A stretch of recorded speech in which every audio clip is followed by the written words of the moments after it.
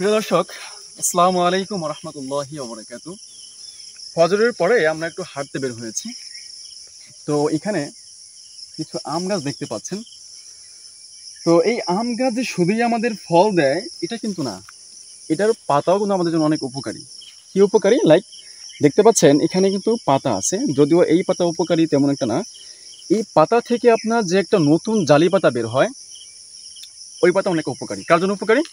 যাদের গ্যাসের সমস্যা, দীর্ঘদিন যাবৎ গ্যাসের সমস্যা আপনি ভুগতেছেন, অনেক ওষুধ খেয়েছেন বাজার থেকে, ফার্মেসি থেকে, কোনো কাজ হয় নাই। মানে দিন দিন আপনাকে এর ওষুধ এই মাত্রাটা আরও বাড়াতে হচ্ছে।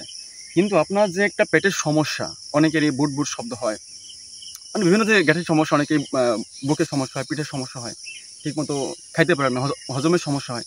তো যত ধরনের সমস্যা হোক না কেন, মানে আপনার যত বড় সমস্যা হোক, গ্যাসের সমস্যা বিশেষ করে আর কি, যদি আপনি আমের যে জালি পাতা সেটা আপনি খেতে পারেন, তাহলে ইনশাল্লাহ আশা করা যায় বেশি না, মাত্র 10-12 দিনের মধ্যে ইনশাল্লাহ আপনি সুস্থ হয়ে যাবেন। আচ্ছা, এই যে পাতাটা আপনি কীভাবে খাবেন সেটা বলতেছি। তো তার আগে বলি আসলে আমাদের গ্যাসের সমস্যা কেন হয়। দেখেন, আমরা গ্যাসের সমস্যার মূল কারণ হচ্ছে আপনার খাদ্য অভ্যাস ঠিক না থাকা।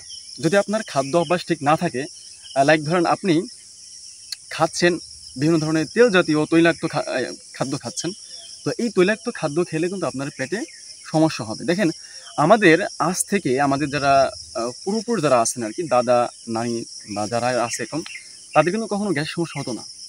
কারণ তারা গ্যাসের যে কী জিনিস সমস্যা বা গ্যাসের যে কী সমস্যা জানতো না তারা এটা।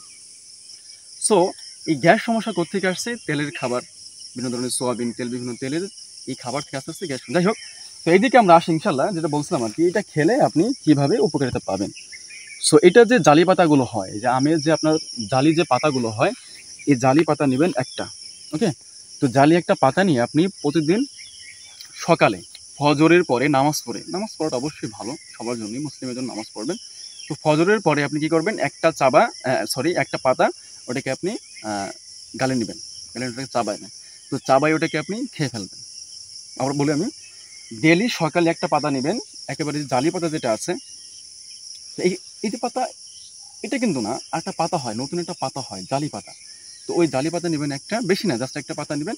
একটা পাতা আপনি যেকোনোভাবে সংগ্রহ করবেন, করে আপনি প্রতিদিন সকালে বাসি পেটে একটা পাতা আপনি চাবিয়ে রসটা খেয়ে ফেলবেন। চাইলে ওই চাবাটা ফেলতে পারেন অথবা খেয়ে ফেলতে পারেন, সমস্যা নেই।